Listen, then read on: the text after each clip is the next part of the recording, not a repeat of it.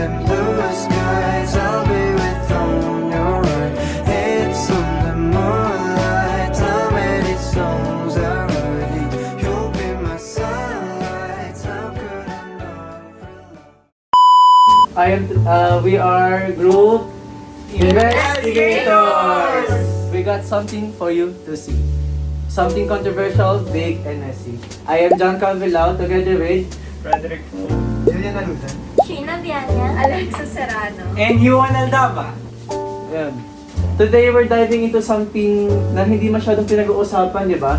Under the rug na lang siya palagi. Medyo kasi delikado, di ba guys? What? Di ba? But here, we're addressing it head on. Yung topic natin is vote buying. Di ba guys? Yeah! Not every day kasi you'll hear people talking about it, but sobrang importante talaga siya. And nowadays na malapit na yung elections, no? And for Alexa, yung background ng vote buying, ano yung background? So, ano nga ba yung background ng vote buying? Vote buying in the Philippines remain a widespread issue and disrupts fairness and democracy.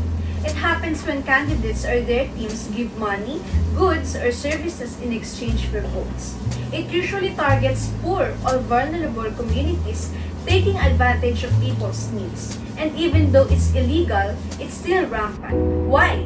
Because law enforcement is weak and poverty makes people accept it as normal. It's not just about elections. It's about the future of leadership, merit, and real progress. Ayun nga. So guys, before tayo mag-start, gusto niyo bang may little twist tayo sa podcast natin? Yeah. Sige. Ano? Yes! May idea ba kayo? Alam niyo na ba? Wala eh. Wala! Ano ba yan? Parang nakakagutom, gets niyo ba? Oh, Super. Parang I'm craving something sweet. Ano kayo? Ano yun? Spill. Ano ba yan? Ano ba yun? Guys, ito yun.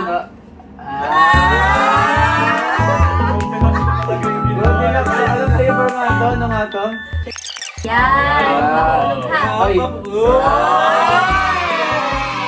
So, ang gagawin natin dito, alam niyo ba yung Hear Me Out cake? Hindi na ba ba? Explain mo nga, pre. Yung ito lang gagawin natin sa Hear Me Out cake. May naka-prepare na akong or tayong candidates. Mga candidates. Wow. Nandito sila, Alice Go, yung mga controversial or yung mga totga natin na candidates, no? So, ang gagawin lang natin, pili kayo ng dalawang candidates na gusto nyo, is i-hear me out nyo lang. For example ako, let's see, ito, bibigyan ako ng example ito. Ito, si Lenny. Ayan o. Lenny Robredo. I-hear me out po ba yan? Guys, Di na. Di na. O, yan o. No No explanation needed, di ba? Si Lenny na yan eh. Yeah. Oh, so, next, gets nyo na? Gets. Okay, ganon. Sino next? Si Yuan muna. Yuan, ikaw, sino kaya rin yun? Hear me out. Hear me out. Robin Padilla. Bakit? Pakita mo muna ako. Bakit Robin? Ba't yan? Bakit? Kasi, mabait si Robin Padilla. Although, sige sabihin natin marami siyang issue, pero meron pa rin naman siyang marami natulungan na tao. Ano yun? Sige. Siyempre, Paano? pagka may mga Ano? tulong siya pag may mga sakuna. Although lahat naman siguro ng mga kandidato ganun, pero siyempre, isa na rin siya sa mga tumutulong minsan. Minsan lang? Okay lang yun minsan sa'yo? Kesa naman yung mga iba hindi tumutulong. Okay. Sige. Okay. Okay. Ano mo mas gusto nyo? Tumutulong minsan o hindi tumutulong? Totoo, may point naman siya. Sige. Eh, yung mga iba kasi hindi man tumutulong, Robin Padilla, ang ganda ng picture niya. Ito ba yung picture niya nung nag-ano siya? Yung sa Isa mo yung interview, i-hit siya. Oy, Okay. SPG. PG. Ako muna guys, Next, sino na? Kahit sino sa inyo, pili kayo, go. Mini, my name mo. Sige, ako na. Sige. Ako na. Sa akin po, si Manny Pacquiao. Boxer! Si Boxer. Kasi for me, guys, nung ako pa, Oo. Siyempre. Bakit hear me out? Ba't si Manny Pacquiao? Boxer lang yun Siyempre, nung bata ko, nakikita ko siya, kilala siya as like Filipino people's champ. Yeah. So, nagulat ako, tumakbo na siya sa politics. So, nag-start naman siya sa like humble beginnings until he rise to global parang global fame, gano'n. So parang nakatulong naman yun sa politics, di ba? And tumutulong rin naman siya, ganyan. So I think, yeah, that's also my Hear Me Out candidate. Okay, Hindi naman gets. ako. Kasi galing siya sa humble beginnings. So Yeah. alam niya yung feeling na Yeah. kaya. Okay. Next, sino kaya? Kayo? Sino? Okay, ako naman. Sige. Hear me out. Sino Sara siya? Duterte. Ay, si Sara Duterte. Yung ano, the president. Parang magtatakip ako ng Wait tela lang. mo. Bakit siya? Ganito kasi yan. Putting aside the father's legacy. Oh, Ayos naman siya na mayor sa Davao confidential funds, paano yun? At magkaiba ang pagiging mayor lang at vice Vice President. president. Pero sige, depensa. Sige, Ano ba depensa. yan? Hindi ka malamin, no? Sige. Bakit? Sige. Mike. Sa tingin ko, okay naman yung sinasabi niya na opinions tulad ng mandatory ROTC. Kasi kailangan rin naman yun ng bansa natin. Yung naman yung Korea. Okay naman yung Korea, di ba? Okay. So far, okay rin naman, nakatulong rin naman yung mandatory ROTC. At saka yung ano rin, nakatulong rin si Mayor Sara sa disaster readiness ng bansa. Eh ano naman, lalo na ngayon sa panahon ng ngayon, marami nagkaka-issue sa disasters, lalo na yung parating yung the big one, di ba? So nakaka-ready at nagkakaroon ng spreaders ng awareness. Gets. Okay, sige. Ngayon ko lang narinig sila na Hear me out lang. napakahaba. Kaya nga eh, ngayon ko lang siya narinig nagsasalita talaga. So, ikaw naman po, since ikaw na lang oh. Opo. Sino yan? Ilabas mo na yan. Labas mo na yan. Sino yan? Sino ba yan? Guys, Sino ba? Dito lang. Dito lang. Dito namin. Ano may pagbakbakan ba yan? Action star dito. Bakit? Oh, kapit ka sa cake. Bakit si Nito Lapid? Bakit nga ba siya? Siguro kahit pa paano, parang ganun din si Manny Pacquiao. Nanggaling din siya sa humble beginnings. Nag-start mo na siya as film, ganun. Pero may mga ano rin siya, may mga nagawa rin siyang mabuti, di ba? For example, advocacy for social welfare. Okay, sige. Opo. Tapos senior citizens' rights. Okay. Okay. Legal Legal Assistance Act, tsaka yung expanded Senior Citizens Act. Okay. So despite being an actor, yun ang ano yung trabaho niya. Nagamit niya yung experience niya doon. Or sa base life experience niya. Gets ba? Kaya madami rin siya nagawa para sa Okay. So, solid pa, solid pa. Sige, ako naman. Balik sa akin. Sino kaya dyan? Sino na lang dito? Ay, ito. Si Mayor. Kilala niyo ba to? Yes! Siyempre, si Vico Soto. Hey. Hear me out, hear me out. Alam niyo bakit? Ano siya, madami siyang nagawa sa Pasig, pero silently. Hindi siya yung loud na politics. You guys get me na, Yeah. like, hindi siya showy, show off. Nagagawa, he gets the job done. Yun lang yun. So, although hindi niya masasabi na ano siya, like, hindi niya mafe-feel yung presence, pero marami talaga siya nagawa. If taga-Pasig ka, feel mo, alam mo. And also, dadagdag ko lang, like, di ba madaming nagsasabi sa kanya na why not mag-run ka for senator and other government, It's like, parang yun nga, tulad ng sinabi mo, like, very humble lang siya na, parang sa ngayon, dito muna ako mag-focus sa Pasig, sa lugar ko, Diba? and not like, dahil sinasabi ng mga tao na tumakbo ka kaya dito, hindi ako tatakbo dahil sinasabi nila and they think I'm qualified for it. Like, gagawin ko muna yung sa tingin ko, para lang sa lugar ko and yung trabaho ko talaga. Oo nga, tama. yan. Tapos yung one thing I like about him, hindi siya nagko-conform sa standards ng mga like yung mga yung practices na questionable, like yung sa poster. Kung nagta-travel kayo papuntang mga province, lagi kayo makikitang poster, di ba? But hindi siya ganon. Sabi niya na he doesn't need to do that. But his words speak for himself na, bale. Hindi na yung malaking picture poster. I'm not criticizing na may mga nagganon.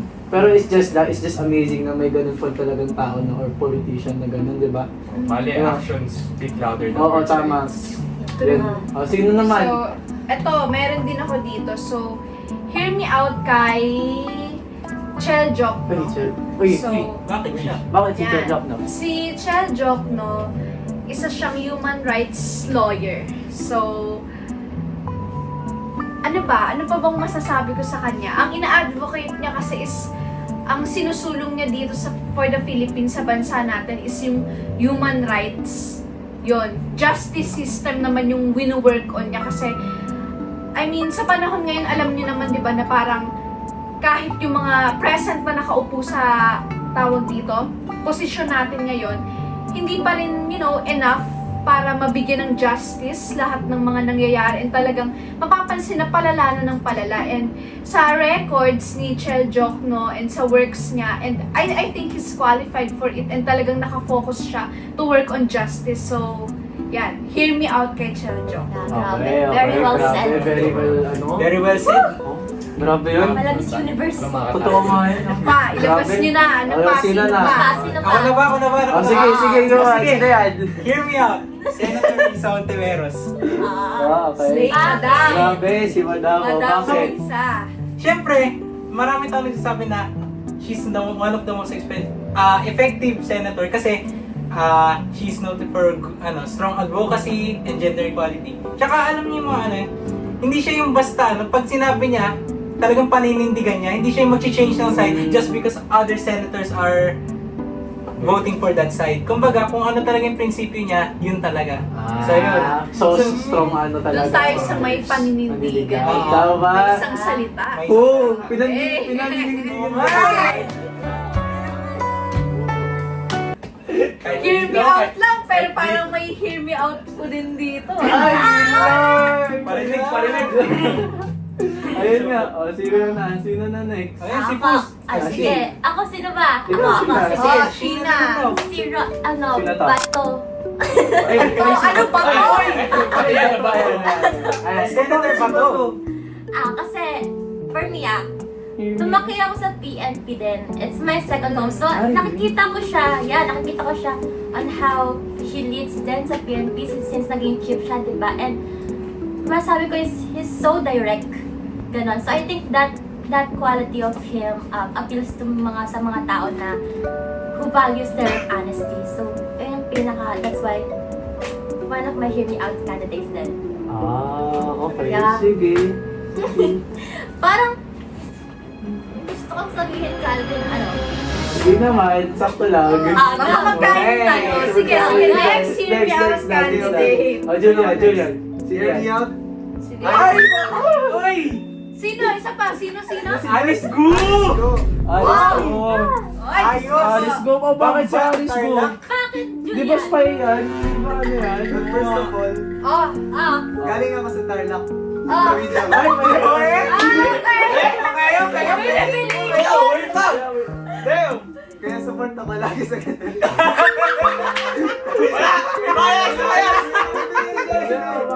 Ganito kasi yan. Despite sa marami niyang controversies tapos flaws, meron rin naman siya nagawang tama. Tingnan mo yung yung isa niyang project. Oh. Kaya mo yan. Tingnan mo yung barangayan project niya. Oh. Magandang project na nagbe-benefit yun sa mga tao sa Banban. Na kung saan nagpo-provide siya ng free healthcare sa mga tao at sa mga hayop rin. Nagbibigay ng vaccines, which is very important. Para makatulong rin sa mga tao dun. Kasi mahirap pag-burn rabies eh. Napaka-deadly. Tama. Kaya napaka-helpful para sa akin. Taga tayo lang kasi. At saka...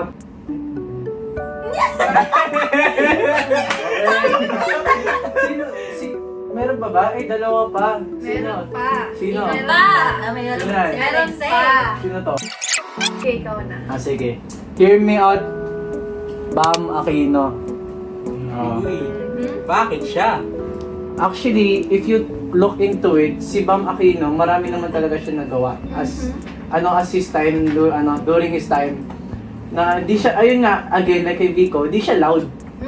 Tapos di siya pero marami talaga siya nagawa. As in, if na-feel mo ng places siya, if you're if na-witness nyo lang yung niya, yung time niya doon, grabe, apaka-impactful niya. Yun. Okay. Oh, last na. Alexia. So, ito na naman.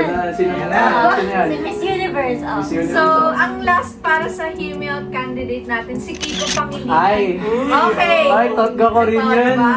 Katandem ni Katanda ni Lenny. Lenny. Okay, so, bakit nga ba hear me out kay Kiko Pangilinan? So, first and foremost, ang bansa natin, marami tayong farmers and malaking part ng ating industry ay umiikot sa agriculture.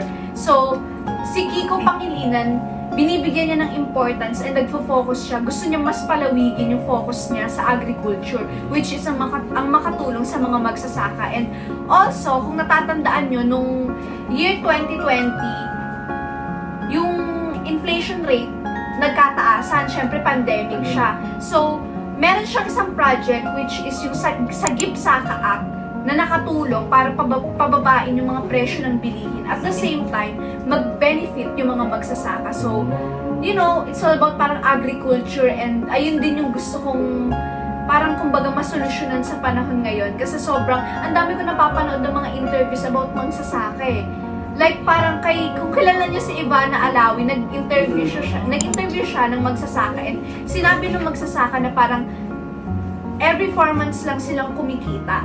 So kung susumahin nyo yung every 4 months, yung kikitain niyo dun, if per day nyo, it's all 42 pesos per day. Grabe. So, pero grabe yung efforts nila, grabe yung impacts nila sa agriculture natin. So, I think if mag-vote tayo ng tao na may care sa agriculture natin, mas magiging maganda ang agrikultura ng bansa. Grabe talaga sumagot.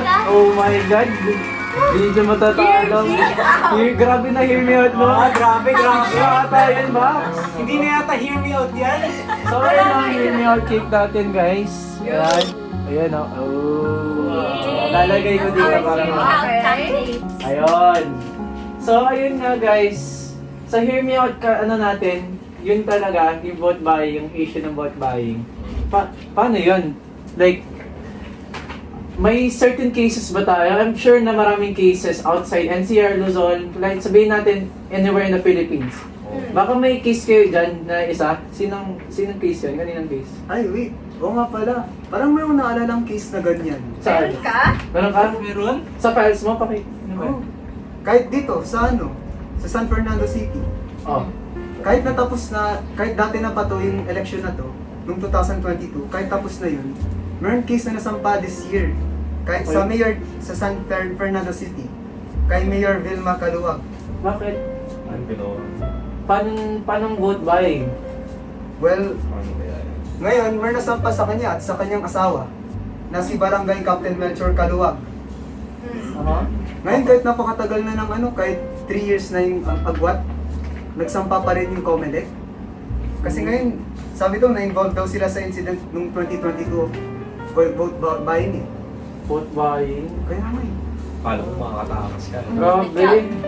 Kaya nga eh. Huli ka Sabi ba? daw ni Chairman Garcia, chairman ng COMELEC, kahit nananalo ka, you can still be charged if you committed vote buying.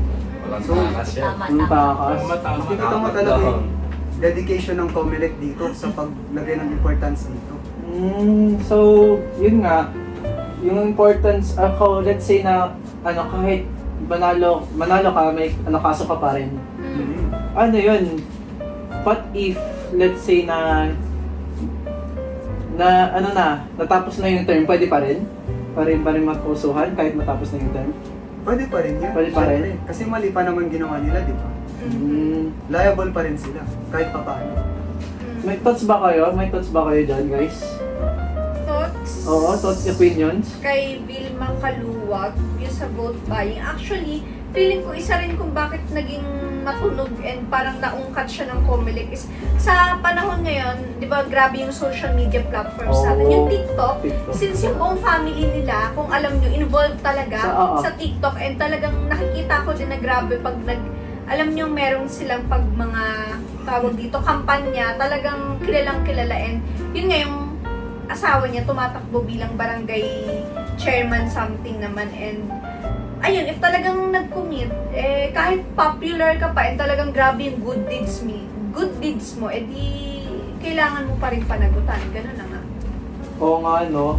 Kasi, if iisipin mo, grabe yung agwat ng vote niya, 57,000 din siya nanalo. Kasi, di ba, kung tayo, in our generation, TikTok is very widespread na. So, let's say, example lang naman kung let's say si Duterte, kalaban sila ni, if si Duterte may power ng social media, sila ni wala. Di ba? Wala. Talo siya kahit anong gawin niya. Di ba? Unfair advantage. Pero kasi may narinig ako, yung social media daw is the equal neutralizer daw. If na-mention yun sa Concordia, if nandun kayo guys. Alam niyo ba yan? Yun, basta yun. It makes it so that equal daw yung advertisement. I mean, equal daw yung advertisement. Pero kasi problema din yung sa false advertisement. Okay? Okay na? Next case naman. Meron pa? Meron pa ba? Meron pa ba? Madami yan. Ito, bakit vote buying meron? incidents eh. Oh. Yung ano, sa Cebu. Ano, Ano yan? 2022 selections. Oh. Naka-record sila. Naka at least 11 vote buy. Bakit? Sa isang araw. Isang araw. Grabe yun ah. Oh. Gulat na ako. Paano At ako gulat? nagulat nung nag-research. Paano gulat? Paano gulat? Paano ko lang? Oh. Yun nga. Nagkarambulan yung candidates na si ano eh, Ahong Chan at Paz Radaza. Oh. Pero dahil dun may ano, Saan may napunta? namatay. Bakit? Namatay? Namatay? Oh, si Jose Cruz. Paano siya namatay? Binaril ba siya? Minaril? Oh. Ano? Dahil... Seryoso? Dahil... Baka dahil din kasi sa ano, sa pag-accuse ng pag-whistle blow. Baka ano, kasi dahil na-expose siya.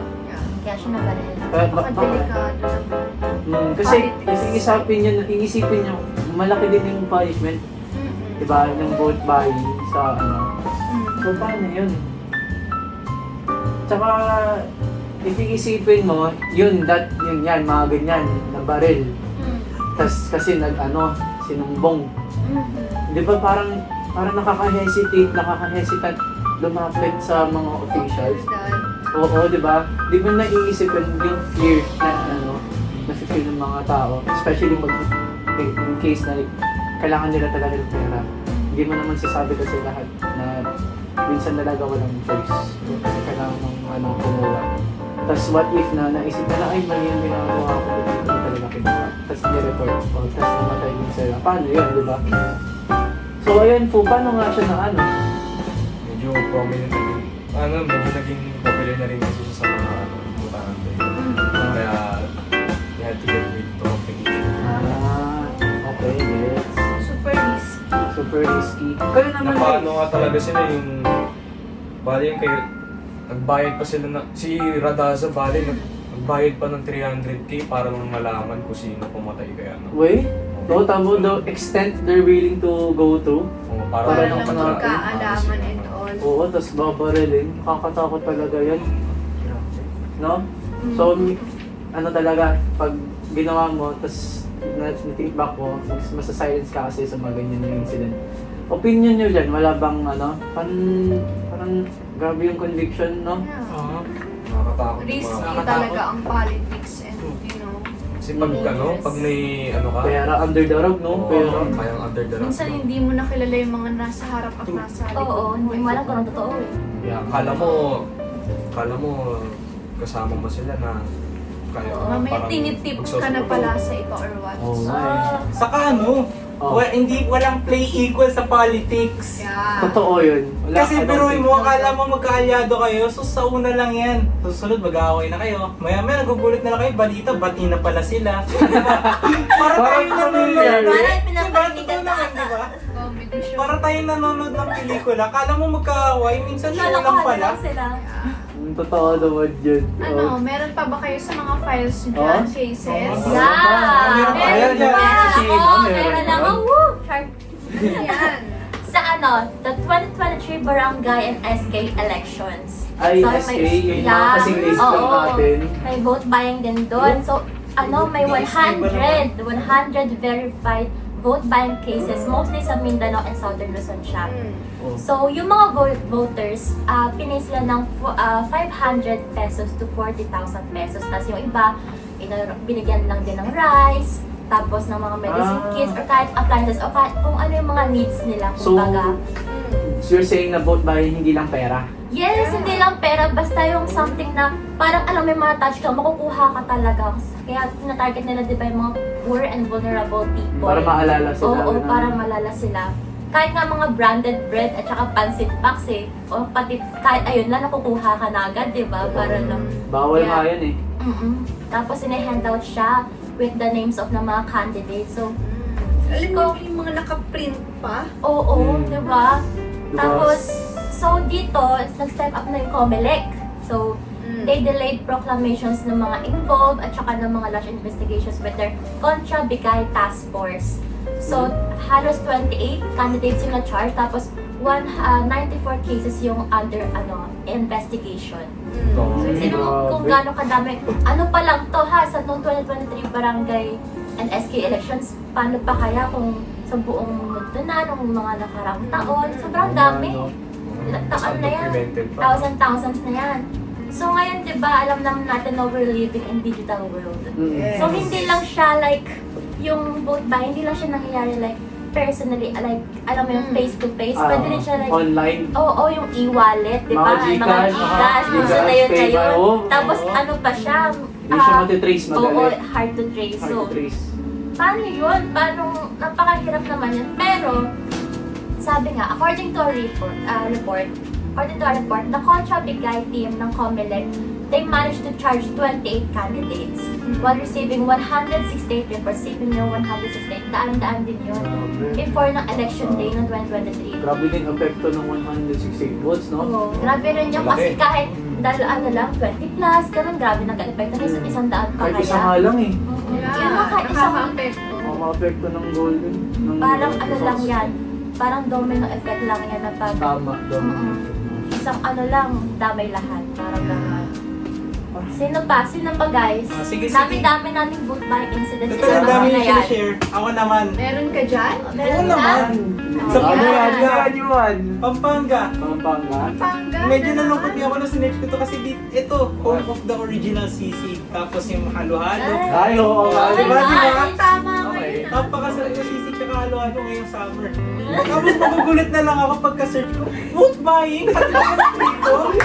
Umabot na Umabot ka na. Umabot na rin dito. Sabi ko, ayoko na kumain sige. So sabi nga dito, nung election, nung mga 2023 election, naging malaking problema ang vote buying. Actually, parang sa research ko, kahit saan naman yata eh. So ngayon, sa bahay naman ng San Simeon at Santo Tomas, yung mga lokal doon, nag-gather, tapos binibigyan ng cash, as usual, para iboto sila. So, so connected with the last case na may similar claims dun sa Angeles City, noong 2023 barangay tsaka SK, parang biruin mo, pati barangay tsaka SK dinadaya. Kaya nga eh. Grabe na mga SK ngayon, makabili Wala lang na ng talaga. NMAX. Oo naman. Max pinamigay sa mga SK. Diba? Yung mga SK, umayaman na lang bigla eh. Bigla na lang kaka-NMAX. Pagpasok lang sa ano barangay ay paglabas na ka-NMAX. Grabe rin eh. Napakagaling eh, no?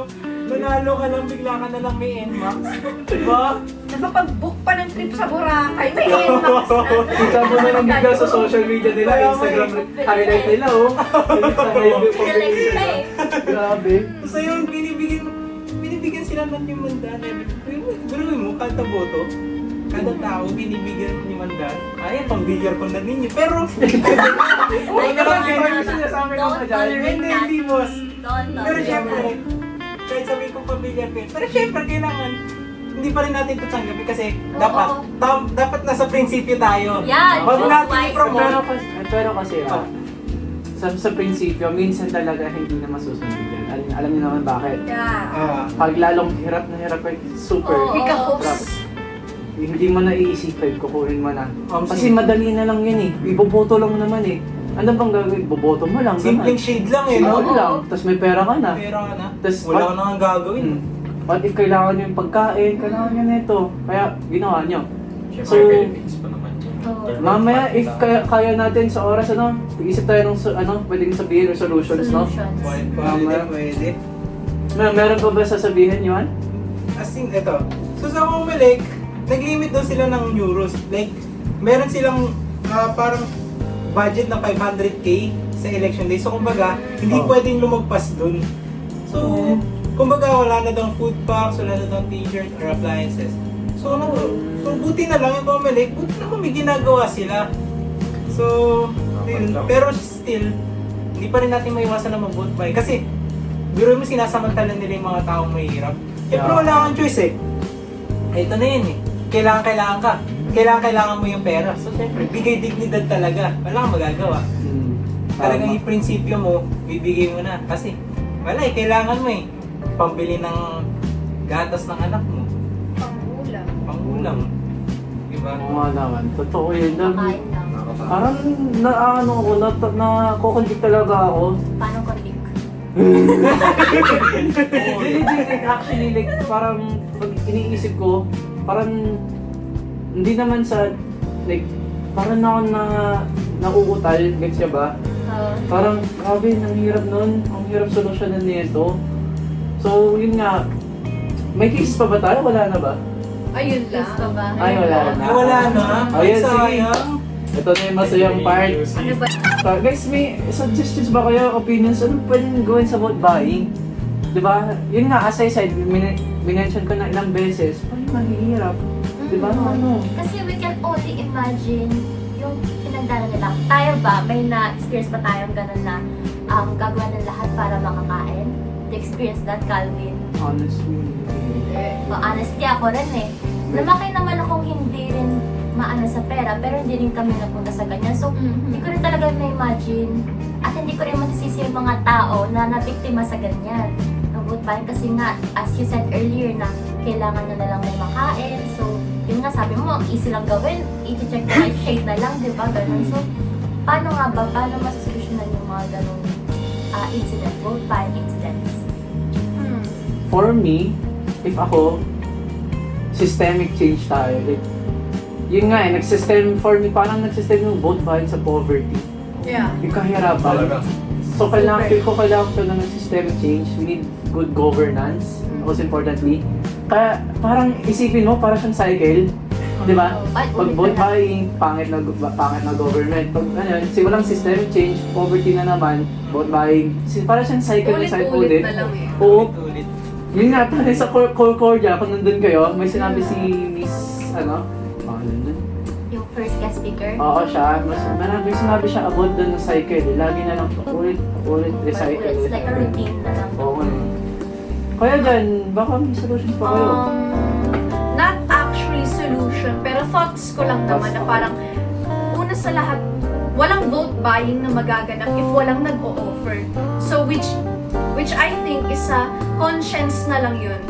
Conscience na lang yun ng mga candidates na tumatakbo na mukha bang may kakagat sa ipapain nyo kung wala kang pinain. Diba? Okay. Kumbaga, mahihirap sila, pero kung wala ka namang pinain para sa kanila or wala kayong binibigay, wala namang vote buying na magaganap. And pwede naman na kapag nanalo ka, still, or kahit hindi ka manalo, effective na makatulong ka sa mga tao eh. Pero always be fair. Lumaban ka ng patas. And ayun, wag mong samantalahin na yung mga taong walang-wala sila eh. So parang lahat kakagatin nila and sige, tatanggapin ko to. Shade lang naman yung kapalit eh. Diba? Ayun. Pero alam mo, kung iisipin mo, diba, sobrang hirap ka na, tapos di mo pa tinanggap yun, parang nakaka-inspire yung mga ganun na tao. Like, may kilala akong ganun, like, hirap na sila, pero di pa rin Oo, yung tumato tinanggap. rin nila. Talaga stick to the principle. Oo, stick to the Kasi- principles talaga. Na lang yung may iwan nila sa sarili nila. Nagdad lang nila. Tsaka honestly, if hindi sila nag-vote buy, in the long term, mas maganda yung epekto. Diba? I agree. Biruin mo, pag kinuha mo yung pera, walang good governance. Pero pag hindi mo kinuha, tapos bumoto ka ng patas, and everyone does that, diba? Grabe yung change na dadanas natin. Dito sa pinaka-problem pa ng vote buying, parang hindi siya lagi pinag-uusapan. Sobrang kept niya. Bakit kaya kept? Ano ba meron? No? Ayaw ba nilang solusyonan? Ano bang bakit, guys? Opinion lang naman. Alam ko, feel ko since nagsistem talaga yan sa poverty, why not try to improve yung pinaka-living mismo ng kada tao? Like, Systemic change. talaga. Yung sa mga 9 to 5, ganyan, blue-collar jobs. Why not taasan nila yung yung minimum wage? wage para kayanin nilang mag-suporta para sa pamilya nila. Pagkain, tubig, gano'n. Hindi sila magre-research sa vote buying if maayos na talagang ibig nila, di ba? Totoo naman. At saka yun nga, yung sa Concordia, yung voters education, yun, I think that could help, educate people about vote buying. Kasi isipin nyo, if in-educate niya yung tao, like katulad ng us, in-educate tayo na huwag ganon, not do this, not do that, hindi ba maisip na like, huwag na natin kasi ito kasi sinabi na ng higher up, ng authority, like COMELEC, huwag mag-vote buy. Kasi, diba, it's for our own sake din naman, for our country's sake. Tas, ano pa guys, ano pa bang pwede dito? Ayun, no? For me, sa tingin ko, kahit papano, liable pa rin yung mga nagbibigay sa vote buying. Kahit papano, dapat meron tayong strong disciplinary system kung saan dapat strict yung government sa vote buying. Kung saan kahit dapat mapapunish rin yung mga tatanggap ng vote buying. Totoo. Kasi, let's say, kahit harap ng ka na nga, pero tinanggap mo pa rin, that's still on your part. Yes. Kasi, in the first place, that hindi tinatanggap yun. True. Di ba? Ikaw yung may sasabi ka ba? Siyempre, tama yung sinabi ni Julian na yun. Kumbaga, hindi wala namang mangyayaring vote buy kung di mo tatanggapin. Kunyari sa away, hindi naman isang tao lang yan, di ba? It's always two people. Tututaan ko. Kunyari, ininis kita. Nainis ka sa akin. Di ba doon pa lang sisiwa ng away? Oo. Kumbaga, it's always two person. Hindi pwedeng, ay, fault lang nung nag-vote buying. Kumbaga, meron ding liability yung yung tumatanggap. Kasi, tinanggap mo eh. Di parang inaano mo, na ina-accept mo yung vote buying. Bayad ka sa ginagawa Bayad ka sa, nila. bayad sa ginagawa. So ayun nga guys, may hope pa ba tayo sa malinis na election? Parang kayo, sa tingin nyo? For me, may pag-asa. Habang may buhay, may pag-asa. Totoo naman. Mali mo, hindi pa dumarating yung tao na yung papanganak siya. Natapos ng ng unfair governance, ganyan. Oo nga naman. Or Kasi, baka mabuhay yun, dyan lang siya. Dyan lang yan, tiwala lang. As long as Promise. nag-speak up tayo, nag-educate ng others, hindi yung tulad yung kinikip siya, di ba? nowadays talaga, parang, So, I think, meron pa naman. especially sa social media, very powerful tool, pero biruin mo, di ko naririnig yung vote buying masyado. Diba? So, the more we talk about it talaga, the more people will know it. So, if iisipin talaga, education is the most powerful thing na pwedeng gawin sa bansa natin. I think that's one of the possible solution. It always starts with learning. Tama. Not learning. Tama nga. So, ayun nga guys. Okay na ba tayo? Okay Yeah, okay Ayun, na. Okay na ba grabe. kayo, viewers? Okay pa kayo dyan? Okay pa ba kayo dyan, guys? Guys, oo nga. Grabe, so hot. Grabe, parang ang init dahil sa topic. Kinaya. Sa Himi out pa lang na Himi out pa lang, oh. Sa icebreaker pa lang Intense eh, na. medyo intense. na agad. Oo. Ano na? Mag-end na ba? rin tayo. May sasabihin pa ba? Ako, sasabi ko na lang. Okay Ako rin. Yun nga. So, stay critical. We vote wisely. Aware. And you don't, of course, yung pinaka-importante, don't sell your right to vote. Kasi, Yes. your vote is a right. It's a basic human right. Kasi hirap naman din na, imagine mo, democracy na nga tayo, pero ganun pa din, di ba? Yeah. Parang iba pa nagko-control. Di ba? Iba ba? Democracy pa ba yun? Di ba hindi na? Oh. So lahat tayo, we can all break the cycle. Very Yes. good. So let's Yes. all break the cycle.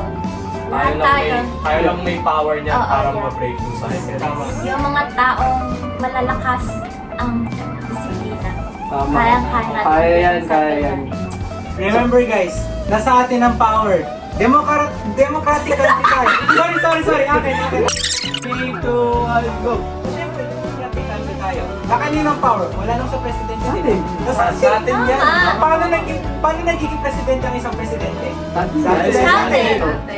Pwede nga din na people power. Paano natin napatalsik ang presidente nun? Dahil sa atin. Oo nga, may points ka doon. Power is within us. Oo nga, Oo. grabe. Wala kayo kung Basta wala kami. magsama-sama lang. Together, we can... Sige.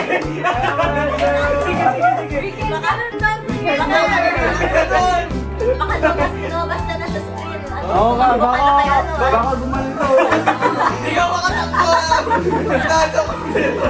So ayun nga guys, Ano? we are group investigators. Hope you had fun watching us, sharing our Yay! opinions. Thank you. Bye-bye! Bye!